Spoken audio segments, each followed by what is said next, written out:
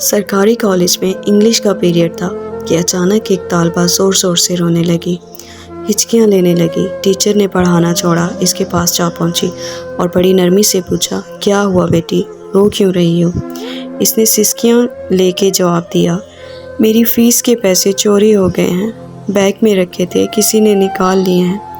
Teacher نے فوری ایک لڑکی سے کہا کہ کمرے کے دروازے بند کر دو، کوئی باہر نہ جائے، سب کی تلاشی ہوگی۔ ٹیچر نے سامنے کی 3 قطاروں سے خود تلاشی لی، پھر ان طالبہ سے کہا کہ وہ باقی کلاس کی طالبات کی جیبوں اور بستوں کی تلاشی لیں۔ کچھ دیر بعد 2 لڑکیوں کی تکرار سے اچانک کلاس شور سے گونج اٹھی۔ ٹیچر اپنی کرسی سے اٹھتے ہوئے بولی، کیا بات ہے؟ تلاشی لینے والی لڑکی بولی، ٹیچر، عالیہ اپنے بیگ کی تلاشی نہیں لینے دے رہی۔ ٹیچر وہیں غصے سے بولی، پیسے پھر اسی نے چرائے ہوں گے جو یہ تلاشی نہیں لینے دے رہی۔ عالیہ تڑپ کے بولی، نہیں مس، میں چور نہیں ہوں، پیسے میں نے نہیں چرائے، تو پھر بیگ کی تلاشی لینے دو۔ نہیں، عالیہ نے بیگ کو زور سے اپنے سینے سے لگا لیا، نہیں، میں تلاشی نہیں دوں گی۔ ٹیچر آگے بڑھی، اس نے بیگ چھیننے کی کوشش کی لیکن وہ کامیاب نہ ہو سکی۔ اسے غصہ آ گیا۔ ٹیچر نے عالیہ کے منہ پر تھپڑ مارا۔ عالیہ زور زور سے رونے لگی، میں تلاشی نہیں دوں گی، میں چور نہیں ہوں۔ روتے روتے وہ یہ سب کہہ رہی تھی۔ ٹیچر نے پھر سے ہاتھ اٹھایا ہی تھا کہ اچانک ایک بار روب آواز کمرے میں گونجی، رک جاؤ۔ ٹیچر نے پیچھے مڑ کر دیکھا تو وہ پرنسپل تھی۔ نہ جانے کس نے انہیں خبر کر دی۔ پرنسپل نے عالیہ اور ٹیچر کو دفتر میں آنے کی ہدایت کی اور واپس چلی گئیں۔ پرنسپل نے پوچھا، کیا معاملہ ہے؟ جب ٹیچر نے سارا ماجرا سنایا تو پرنسپل نے بڑی نرمی سے پوچھا، کیا تم نے پیسے چرائے ہیں؟ نہیں، عالیہ نے نفی میں سر ہلا دیا۔ عالیہ کی آنکھوں میں آنسو بھر آئے تھے۔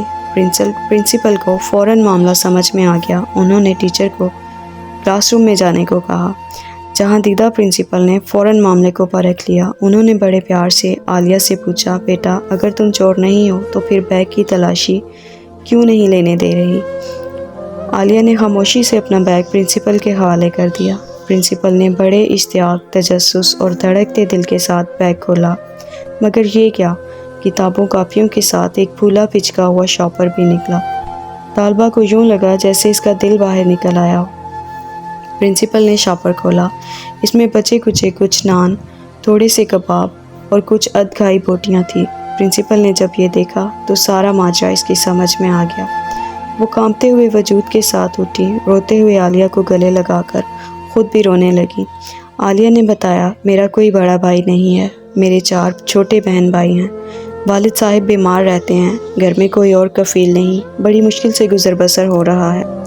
ایک دن رات کا فاقہ تھا، ناشتے میں کچھ نہ تھا۔ میں کالج آنے لگی تو بھوک اور نکاہت سے چلنا مشکل ہو گیا تھا۔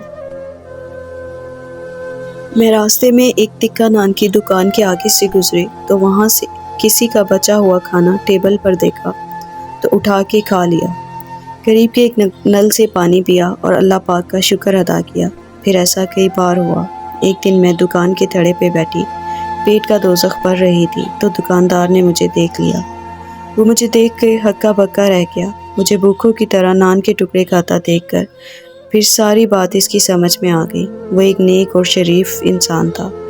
میں نے اسے اپنے حالات سب سچ بتا دیے۔ اسے بہت ترس آیا۔ اب وہ کبھی میرے گھر کھانا بھی بھیج دیتا ہے۔ گاہکوں کا بچا کچا کھانا روزانہ شاپر میں ڈال کر اپنی دکان کے باہر ایک محسوس جگہ پر رکھ دیتا ہے، جو میں روزانہ اپنے بیگ میں رکھ لیتی ہوں اور جا کر اپنے گھر والوں کو دے دیتی ہوں۔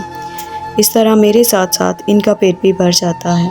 میرے امی ابو کو پتہ ہے، میں نے کئی مرتبہ دیکھا ہے، یہ کھانا کھاتے ہوئے ان کی آنکھوں میں آنسو ہوتے ہیں۔ بہن بھائی چھوٹے ہیں، انہیں کچھ پتہ نہیں، ایک دوسرے سے چھین کر بھی کھا جاتے ہیں، خوش ہو کر کھا لیتے ہیں۔ پرنسپل اس کی تکلیف کی شدت دیکھ کر رونے لگی اور اس کی مدد کرنے کے لیے اسے کچھ پیسے دیے اور عالیہ کے کالج کی فیس اپنے ذمے لے لی۔